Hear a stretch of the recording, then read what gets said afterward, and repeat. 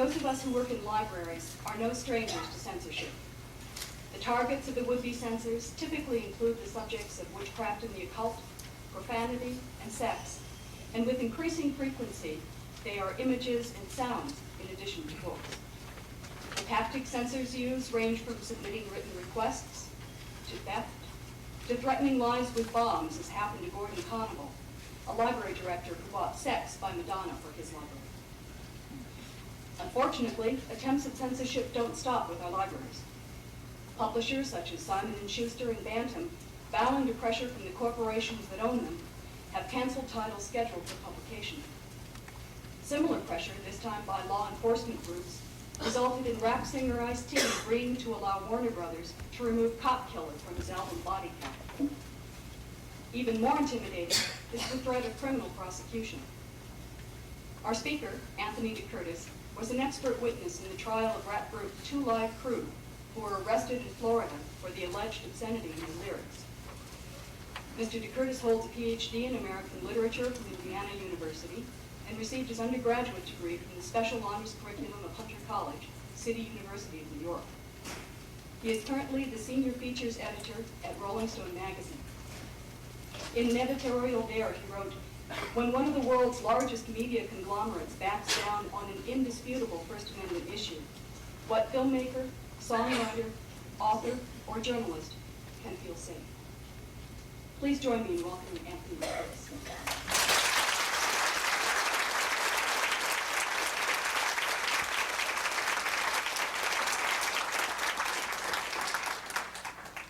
Thank you very much. That introduction, which raised a lot of important issues. Really pleased to be here today. And one of the reasons for that is that anybody who gets interested in First Amendment issues quickly learns the degree to which you folks are on the front lines on a day-to-day basis, and really as a writer and as an editor and as a citizen, I want to let you know that I really appreciate that and the kinds of struggles that you have. I wanted to, I'll go through this also, and we'll see, maybe we'll have time for questions at the end. And if not, I'll be around so we can talk informally if you like. I wanted to take up this idea of building on our strengths, which is the theme of your conference. And I wanted to emphasize the degree to which I believe that the fundamental strength of anyone who's devoted their lives to the free exchange of information, as all of you in this room have, is the First Amendment. It's the very bedrock of our Constitution. And probably better than anyone else, you understand the diversity of the American community. Our communities are as diverse as the young couple who comes to you for suggestions about books to take along on a holiday trip, and the unemployed laborer who needs information about new growth industries. As diverse as the African American child researching an assignment on Harriet Tubman, or a Native American child investigating a history that had long been erased from the narrative tale of our national life. As diverse as a woman seeking to explore the struggle of women in contemporary society by reading Susan Faluti's Backlash, or a man digging for the roots of masculine identity by borrowing Robert Bly's Iron John. I'm here to tell you, if you don't already know, that our popular music is as diverse as our communities. Interestingly, the two most popular styles of music in recent years couldn't be more different. One, country music, was born in the rural South in the early decades of this century. The other, rap, took shape in the ghettos of the Bronx in the 1970s. Now, I said that those two styles of music couldn't be more different, but like all generalizations, that isn't entirely true. I mean, there are people, in fact, who exploit, the differences in the communities, that largely consume and are interested in that music. I mean, there's a guy, a record company head in Nashville named Jimmy Bowen, who once said, every time every time Ice Cube writes a song about burning down a Korean grocery, we sell 500,000 more records. And I mean, it's a pretty good line, but it's an unfortunate kind of like polarization. And as I was thinking about this in preparation to speaking to you, I was thinking about there actually are a number of similarities between country music and rap. Both types of music spend an inordinate amount of time bemoaning the faithlessness of women, glorifying men who live outside the law, alternately celebrating and agonizing over adultery and sexual adventurism in general, extolling the virtues of intoxication, and encouraging radical self-reliance and an uncompromising distrust of established authority, especially anything having to do with the government and law enforcement officers. And to me, those thematic similarities suggest that what bothers each of the differing communities about each other's music isn't the message so much, but the manner in which the message is delivered. I mean, country music, after all, is melodic and very involved with its traditions, and rap is essentially rhythmic, noisy, and it's nothing if not innovative. It just turns over really fast. But the other problem, I think, that disturbs people in each community about those types of music is the color of the messenger. And that brings me back to the importance of the kinds of freedoms that are guaranteed to us by the First Amendment, our basic strength. In a society as diverse as ours, we have to get used to hearing the voices of people we may not identify with or even like very much, saying things we may or may not agree with. The matter is as simple as this: without freedom of speech, we don't have freedom. Right now, the environment for freedom of expression in the arts seems better than it has been for some time. I think the appointment of Jane Alexander to head the National Endowment for the Arts is an encouraging step. From the standpoint of popular music, Tipper Gore seems to be behaving herself. Unlike the time, not too long ago, when partly at her urging, congressional hearings were called to investigate rock lyrics. And President Clinton seems to have other things on his mind than attacking rap artists, as he did with Sister Souljah during the 1992 campaign to reassure his party's conservative wing. Also, I think, and perhaps most significantly, conservative organizations seem to have turned their attention away from the arts as a fundraising issue. With gays in the military, I think, quickly taking its place. But I think it's a danger not to maintain vigilance on the First Amendment front, especially given the difficulties that we faced as a country not very long ago. In January of 1991, I appeared as an expert witness for the defense in the obscenity trial of a New York rock band called Too Much Joy. Their case was a little complex. In August of 1990, after the arrest of the Two Live crew the previous June, Too Much Joy traveled to Broward County in Florida to perform Two Live Crew songs at Club Futura, the club in which Two Live Crew had performed. If you recall that case, the Two Live Crew were arrested for performance, not for their record. I mean, the record was declared obscene in another case, but in fact they were arrested for performance in an adults-only club, incidentally. I mean, there was a 21-year age limit at the club, and also before any of the sort of stickering business had started, Two Live Crew had voluntarily, labeled their record and also put out a sort of clean version of the record, so-called, like the record was called As Nasty As They Want to Be, and the other version was called As Clean As They Want to Be. Or As Clean As They Gotta Be, that was it. As Clean As They Gotta Be. Anyway, so Too Much Joy going down there to perform these Two Live Crew songs, to perform rock versions of them, was explicitly done as a political protest. The members of Two Live Crew are black, and the members of Too Much Joy are white. The point of the protest was to force the hand of the authorities in Florida. Those authorities were put in the position of either allowing Too Much Joy to perform unpunished, and therefore acknowledging the racial element in their decision to arrest Two Live Crew, Or they could arrest Too Much Joy as well and have to prove their obscenity case in court without the assistance of the kind of racial stereotypes they clearly hoped would aid them in prosecuting the Two Live Crew. In other words, rather than pitting themselves against a group of adult black rappers, they would have to prove that 4 articulate white college graduates in a rock and roll band from the posh New York suburb of Scarsdale were guilty of obscenity. As it turns out, the members of Too Much Joy did get arrested after performing a set that included 6 Two Live Crew songs, and they spent a night in jail before being released. Now, I mean, I knew about this. I knew that that was happening, and I knew they were going down there to do this. But like everybody else who followed the Two Live Crew case, I assumed, without ever really checking into it, that when the Two Live Crew was acquitted on all counts in October of 1990, the charges against Too Much Joy would be dropped as well. After all, after losing very soundly against Two Live Crew, why would the state of Florida bother to bring a case against a band that had merely played Two Live Crew songs? So needless to say, I was very surprised that December afternoon, when one of the lawyers for Too Much Joy called and asked if I would testify on the group's behalf.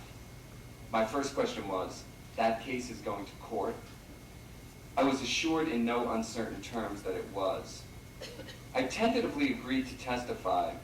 My one proviso was that I wanted to see a tape of the group's performance. While I tend towards absolutism in matters involving freedom of speech, and especially when such matters involve political speech, I wanted to be certain about what exactly I was defending. I mean, I just wanted to see the thing, you know. So I was given a videotape of Too Much Joy's performance at Club Futura to watch, and it seemed inconceivable to me that any rational person could find it obscene. On the most obvious level, there were none of the elements that caused problems for Two Live Crew.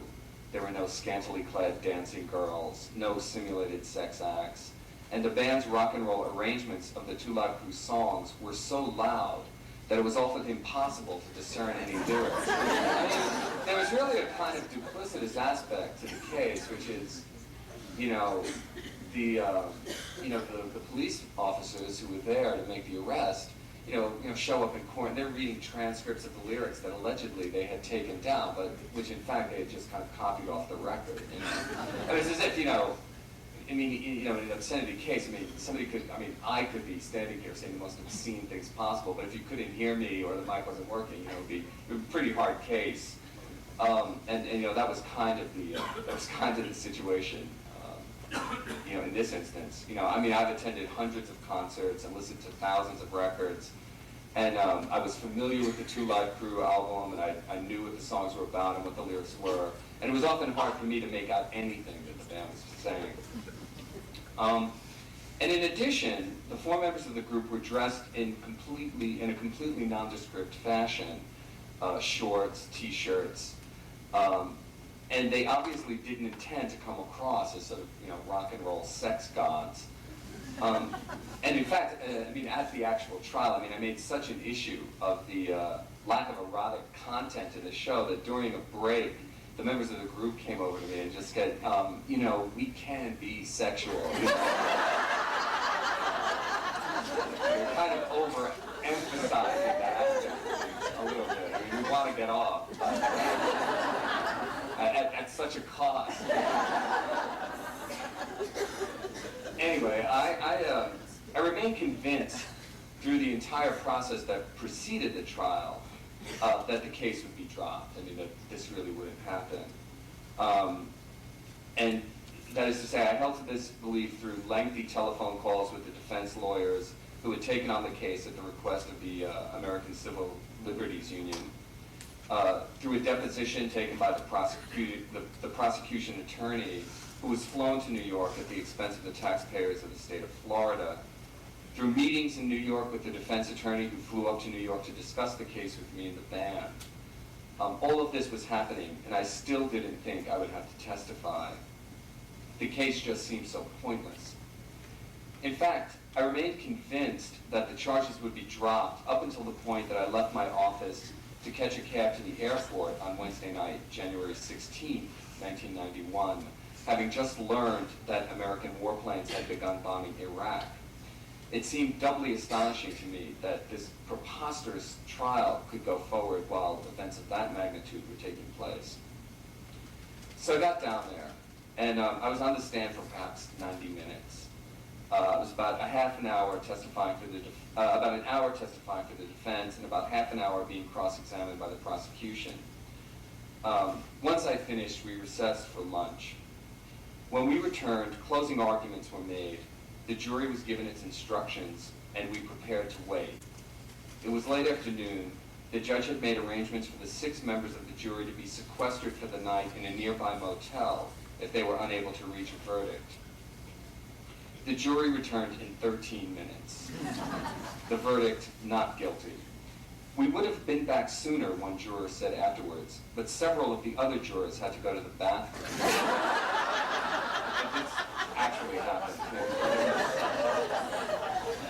The decision was so resounding that immediately after the trial, the prosecutor's office announced that it would drop the charges against the owner of Club Futura, who was scheduled to go on trial the following week. But essentially there was a 3-pronged prosecution going on, which was Two Live Crew, Too Much Joy, the owner of the club. And after losing these first 2 cases, they just dropped it, which was really pretty interesting because the owner of the club was at this trial, and he was really scared. I mean, we talked during one of the breaks, and it was the guys in the band were had a much more kind of feisty attitude about it. This guy, pardon me, really was terrified. And I obviously was delighted with the decision. The 6 jurors, not to mention the 2 alternate jurors who also told us they would have found the band not guilty, were by no means swingers. They were relatively old and certainly seemed to have no vested interest in the rights of free expression as they applied to rappers or rock musicians. But when the issues were explained to them clearly, straightforwardly, without a lot of ranting or demagoguery, they came down squarely on the side of the First Amendment. It was heartening. Despite that, I have to say that the feeling I was finally left with after the trial was that an enormous amount of time and money and resources had been wasted. According to a report in the Fort Lauderdale Sun-Sentinel, the state of Florida spent more than $100,000 prosecuting the Two Live Crew and Too Much Joy cases. South Florida is an area that faces tremendous social crises, as almost all urban areas in America do these days. Drugs, violent crime, AIDS, unemployment, and other problems are threatening to tear apart the very fabric of our culture. Why, in that case, would a government choose to spend tens of thousands of dollars on a bogus obscenity case? As always, and as people often like to pretend is not the case, the reasons are complex. There's that famous quote about, there's a simple answer to everything and it's always wrong. It's kind of, 2 strains that are deep in the American brain play out in obscenity cases, it seems to me. The country's Puritan roots make it particularly susceptible to appeals to a narrowly defined sense of morality. This is almost a knee-jerk response. Many people, when confronted especially with a work of an explicitly sexual nature, respond, why should they be able to get away with that? On the other hand, there is a tradition of individualism and self-reliance in America that dictates that adults ought to be able to listen to what they want, read what they want, watch what they want, and attend the performances they want. Americans tend not to like the government to regulate their lives. They're often, however, tempted to persuade the government to regulate the lives and tastes of other people. As ACLU attorney Barry Lynn once remarked, the First Amendment really works only if it works for everybody. Unfortunately, there are a lot of people out there who believe that there should be one exception to the First Amendment, whatever it is that bothers them. And ultimately, the attitudes that prevail, I think, is the sense of individual freedom. That, I think, is the attitude that produced acquittals in recent years, not only for Two Live Crew and Too Much Joy, but for the Contemporary Arts Center in Cincinnati, where the photographs of Robert Mapplethorpe were shown. But American politicians have learned that you can always grab headlines, generate public outcry, and position yourself as squarely on the side of the good and the true if you start screaming about obscenity. This is especially helpful if you happen to be running for re-election. I mean, someone like Jesse Helms has really demonstrated that.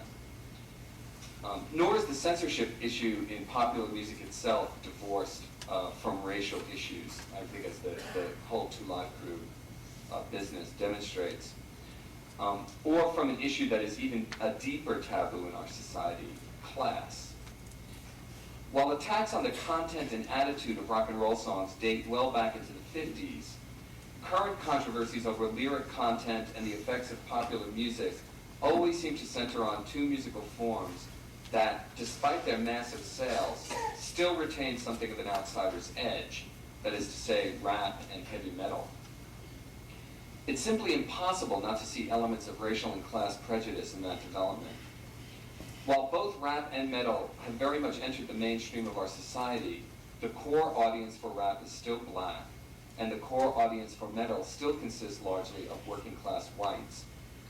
These constituencies are typically not given much credit for being able to tell the difference between the dramatic situation in a song and the realities of their own lives. Therefore, the reasoning runs, they have to be protected from the effects of those songs, and more significantly, white, middle, and upper class values need to be protected from viewpoints that are defined as unacceptable. In that regard, the homoeroticism of Robert Mapplethorpe's photographs take on significance as well. Essentially, it's about, I think, kind of outsider voices. There's a sense in which, like, who gets to be defined as an artist is I think, at issue here. Unlike the sort of people whom our society is willing to define as artists, the performers who speak to black and working class audiences are themselves not thought capable of making the distinction between what they describe in their art and what should happen in the external world.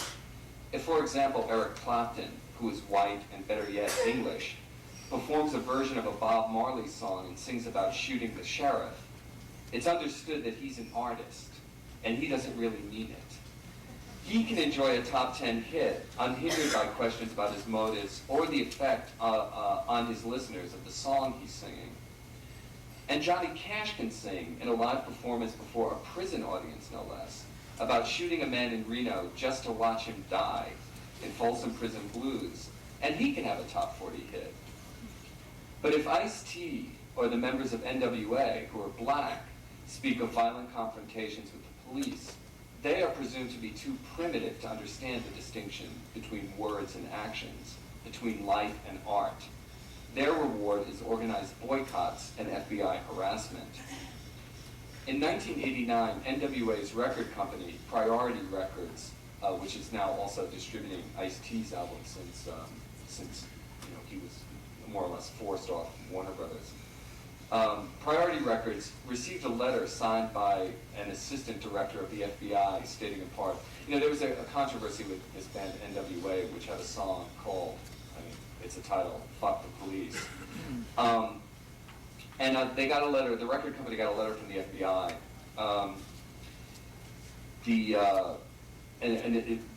The guy's title was assistant director, and the letter read in part, a song recorded by the rap group NWA on their album entitled Straight Outta Compton encourages violence against and disrespect for the law enforcement officer and has been brought to my attention.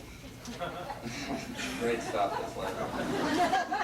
I understand your company recorded and distributed this album, and I am writing to share my thoughts and concerns with you. Music plays a significant role in society. It's kind of great, the kind of cultural studies aspect of this. FBI, American Studies touch. Music plays a significant role in society. And I wanted you to be aware of the FBI's position relative to this song and its message. Now, as you can tell, from your response, the language of this letter is positively Orwellian. An agent agent of the federal government is, quote, writing to share my thoughts and concerns, unquote, about a matter that, with no identification of a source, quote, has been brought to my attention. He is not threatening action of any kind, of course. He only wants to, quote, make you aware of the FBI's position relative to this song, unquote. File under the chilling effect. And the closest parallel to this sort of, unspoken persecution, even though it became very direct in this other case, is the Nixon administration's effort to deport John Lennon in the 70s because of his activism and the political content of his music. Now, I was saying before that, it was heartening, in this courtroom situation and in the situations in which I didn't participate, and, the degree to which juries tend to, come down, on the side of individual freedom and on the side of freedom of speech. But the problem, of course, is that the forces of social repression do not ultimately need victories in court for their efforts to bear results. Priority Records bravely withstood the challenge, but how many letters from the FBI does it take before a record label decides that if being under government surveillance is the cost, putting out certain types of music simply isn't worth the trouble? Defending yourself in court is costly and time-consuming. Perhaps it's better simply not to sign that group to a record contract, not to record that song, not to sing about that issue, not to run the risk of offending anyone. And, this is the kind of thing that happens. I mean, as you well know, the sort of censor never really comes as, in the form saying, I want to stop freedom of speech. No one ever really says that. There's always the tone. I mean, there's a Bob Dylan line that says, sometimes Satan comes as a man of peace. And, the causes, there's always this patina of idealism and protection. If this particular group needs protection, or that particular group needs protection. And, but consequently, the result is always the same. And it puts, record companies, in this specific instance, in the position of really just being afraid to offend anyone, and the kind of pressure that's brought to bear on groups, like no one will say to a group, change that lyric, we're just not going to put this record out. It's just going to be like, look, there are chain stores, if we have to sticker your record, that's going to mean sales, and it's up to you entirely, promotion budgets are hanging in the background and this kind of thing. It's just like, are you going to play ball with us or not? Are you going to make trouble or aren't you? It creates that kind of environment. It's classic, chilling effects. With rare exceptions, corporations, from major label record companies to television advertisers to donors to the arts, have repeatedly shown themselves to be cowardly in the face of controversy drummed up by narrow-minded special interest groups. If you can intimidate a company, like say Time Warner, for example, if you can intimidate a company into abandoning its support of an artist or an arts organization simply by making enough of a public fuss through boycotts and the like, what does it matter if 6 months or a year or 2 years later a court determines that the work or organization or individual artist in question really didn't violate obscenity statutes? So the legal victories for the defendants in, say, the Two Live Crew case, or the Mapplethorpe case, or the Too Much Joy case, while those victories are terrifically important, they're really victories at the last line of defense. To win those cases is simply to avoid cataclysmic defeat, to prevent a wholesale breakdown of the constitutional protections afforded to us by the Bill of Rights. Ultimately, the only way to ensure freedom of expression in popular music and in the arts in general is to make the education that the juries underwent before reaching their not guilty verdicts an ongoing part of arts education in this country. Otherwise, the general public will continue to be susceptible to the hysterical claim that whether it's Ice-T or Judas Priest, this time they've gone too far. In 1990, the arts were virtually under unprecedented attack in this country. Then things quieted down some. But these assaults can always come again, and libraries are an important front in this battle. Those of you who work in, and the other sort of point I want to make is, I mean, I've been emphasizing, attacks on the right, but really, as I'm sure those of you who, work at universities and colleges understand, I mean, the left is often no better on matters of free speech. Student organizations and publications coming under increasing attack from college administrators and special interest groups who would limit freedom of speech on campuses in the interest of protecting individuals from forms of speech that they might find offensive. Again, the tone is not one of stopping free speech, but it's, let's make this a more comfortable place. Well, if universities, can't be a place where these ideas are really battled out rigorously, I think we're in pretty serious trouble. Now, of course, this is not to say that certain forms of speech are not offensive.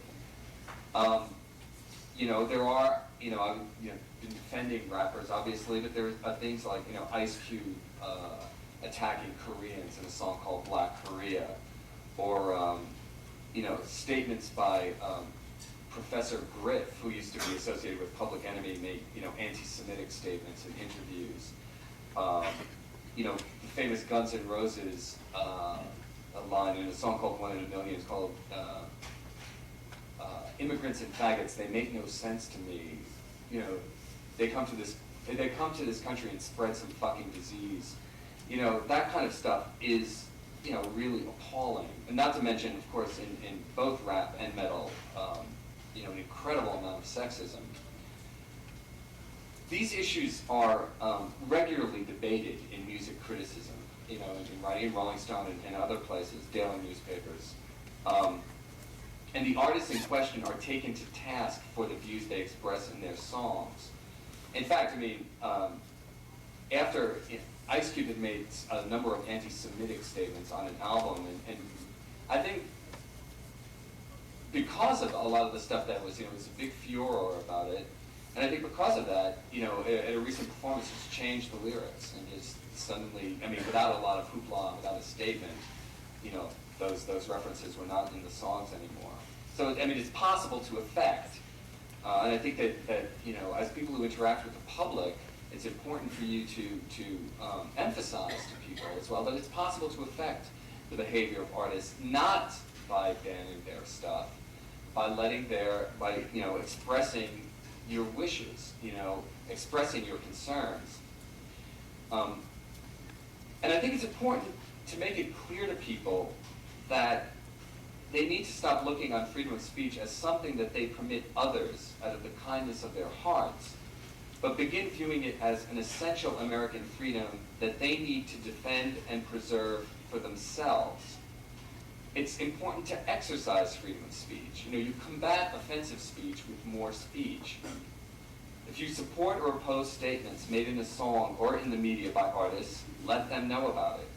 Write to the artist in care of their record company. Or if it was in a publication, if the statement was made in a publication, write a letter to the editor stating your views. Again, I know myself, well, first of all, any mail that's written to Rolling Stone, we all get. If it's addressed to me, I'll get it. And this kind of thing has come up. I didn't agree with the kind of statement made by this artist. If we run those letters pages in magazines and newspapers are extremely widely read. Everybody looks at them. So the idea is to combat speech with speech and to encourage that. A lot of the concerns that people have are legitimate.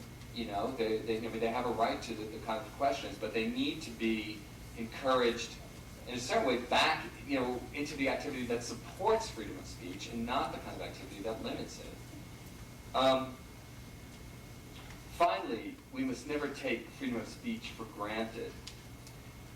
As we all know, it's the exception by far, rather than the rule throughout the world. I grew up believing and being taught that the major censorship battles had been won, and that freedom of expression in the arts was a non-issue. I was an English major, and the notion that books like Ulysses or Lady Chatterley's Lover were once unavailable in the United States seemed almost incomprehensible to me. Part of a benighted past we had long ago left behind for a new enlightened world.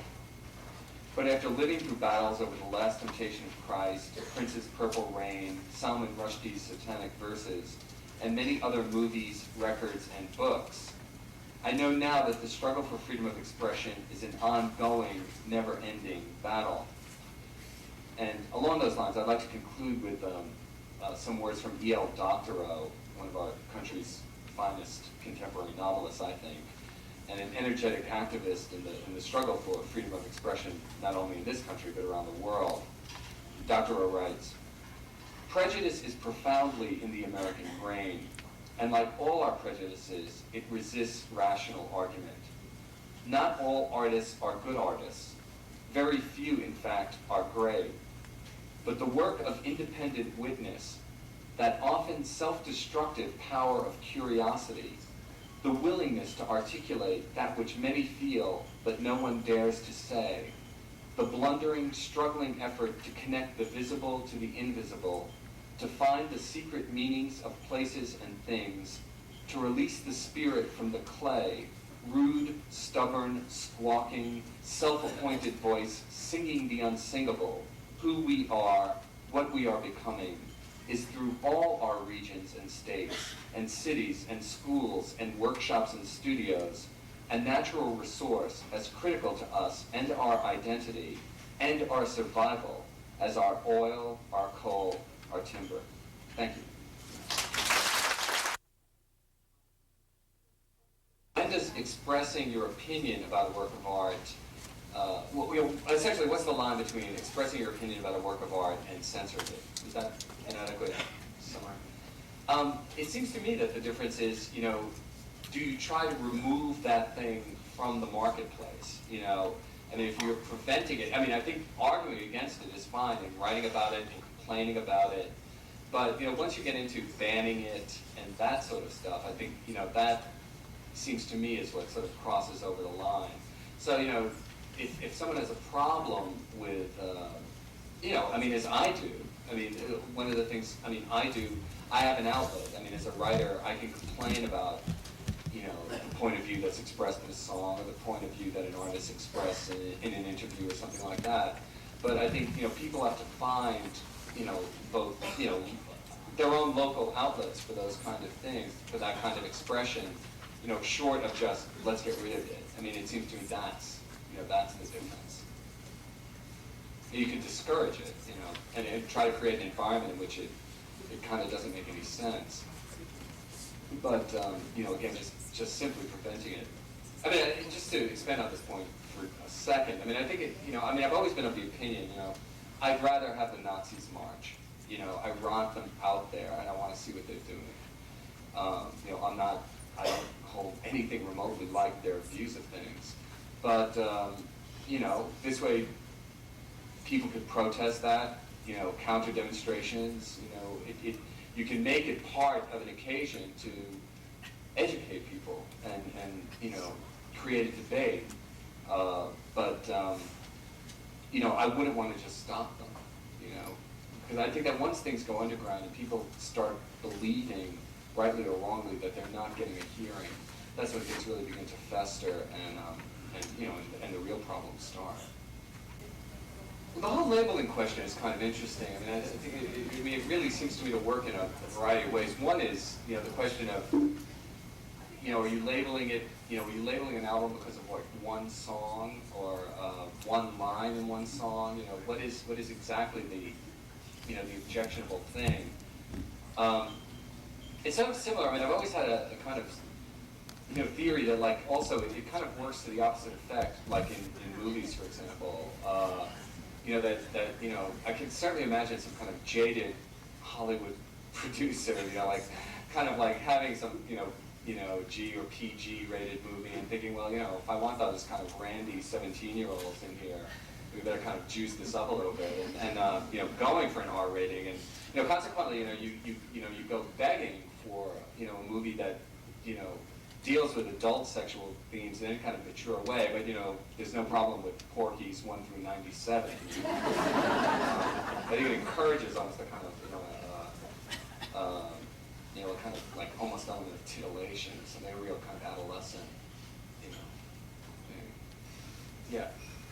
As a writer for a big national magazine with all kinds of advertisers, have you ever felt any pressures at all, or has anyone ever asked you to change anything that you've written? We've gotten stuff pulled out of Walmart. I mean, to this day, I don't know if Walmart carries Rolling Stone anymore. But because of maybe something was on the cover or this kind of stuff. So yeah, I mean, we've gotten pressure along those lines.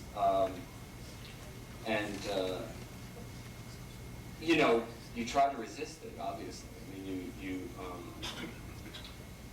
I mean, often there'll be, it's hard, because throughout its history, there was the classic Rolling Stone cover, probably the thing that propelled it onto the national stage in, I guess it was 1969, was this famous portrait of John Lennon and Yoko Ono nude.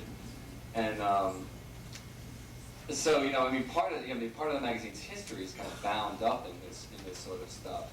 But yeah, we get problems all the time. Either because of the language that somebody might use in an article, or an image in the magazine, an image on the cover. The cover will get pulled frequently, because somebody decides that we're always getting letters from outraged people. It's not, it's obviously, I think the magazine, I'm sure there are exceptions, but, it tries to be responsible about this kind of stuff. Not to be gratuitous.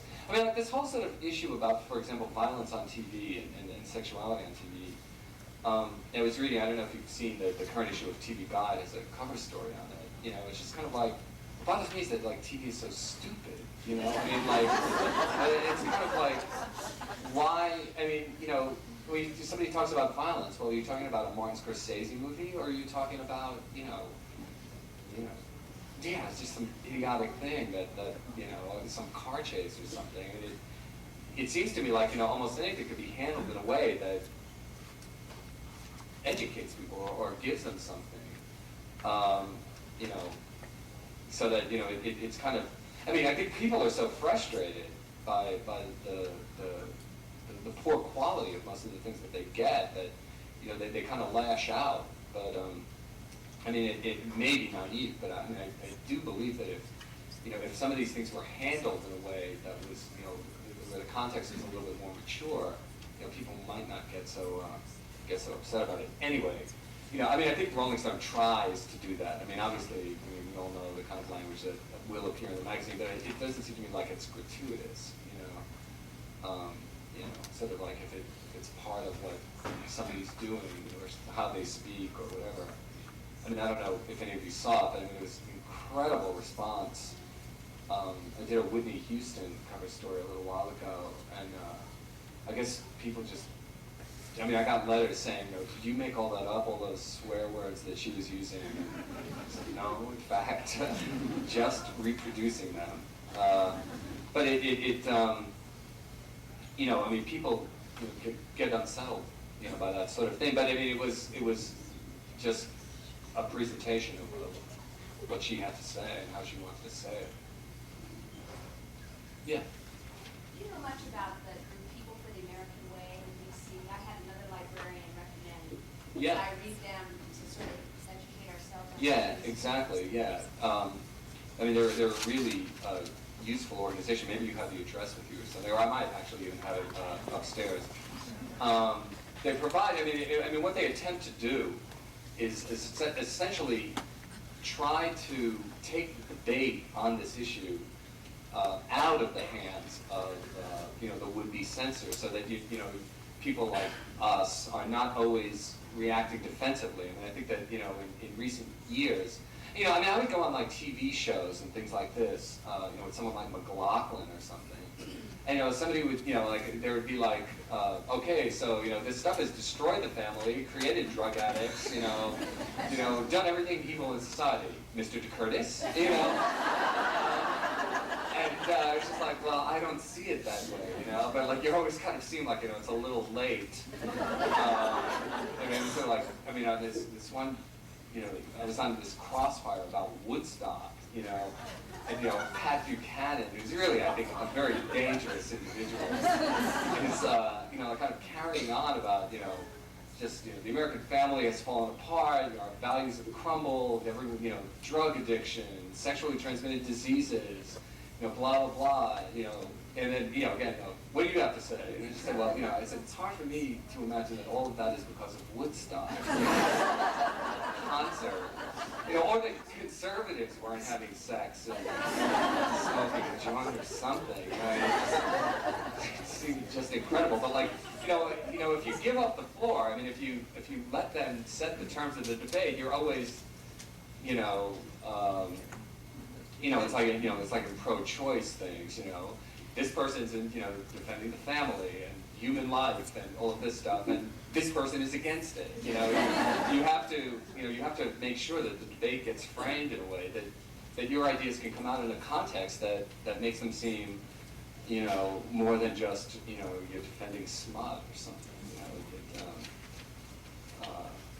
You know, it's almost like an imaging problem.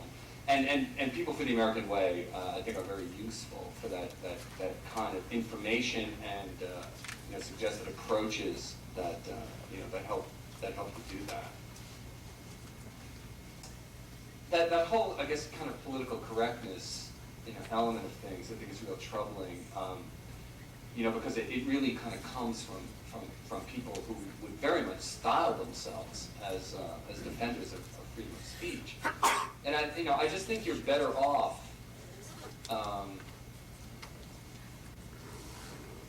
you know, as I said, you know, sort of let the Nazis march. You know, somebody, you know, if there's a problem, say, on a campus or something like that, you know, organize teach-ins and organize, you know, contexts in which those issues can be, you know, flat out discussed in no uncertain terms, and make it clear that, you know, those kind of attitudes are not going to be tolerated, not because, you know, you're going to ban them or prevent them, but because, you know, we want to set a standard for, you know, civilized behavior, and you know, just make that clear.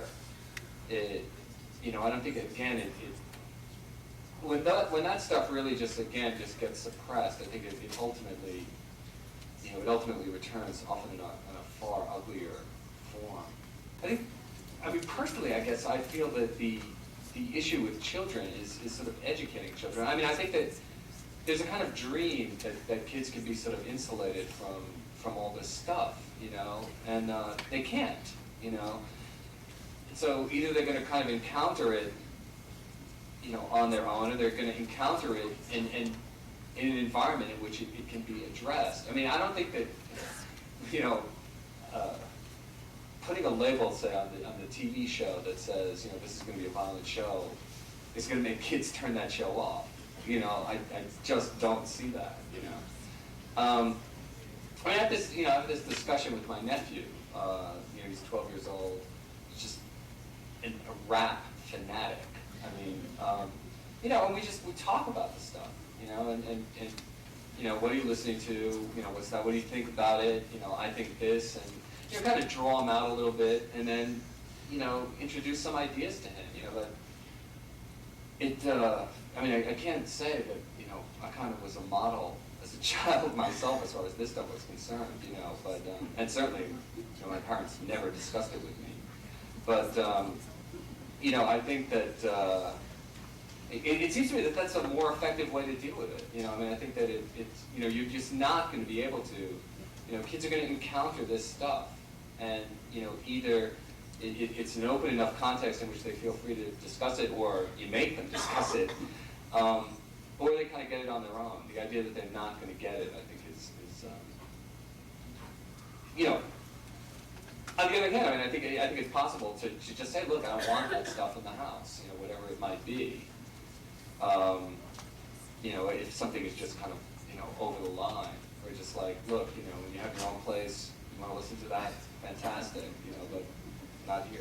But, you know, that's part of the job. That's what it is to be a parent, I think, is to make decisions about where those lines are.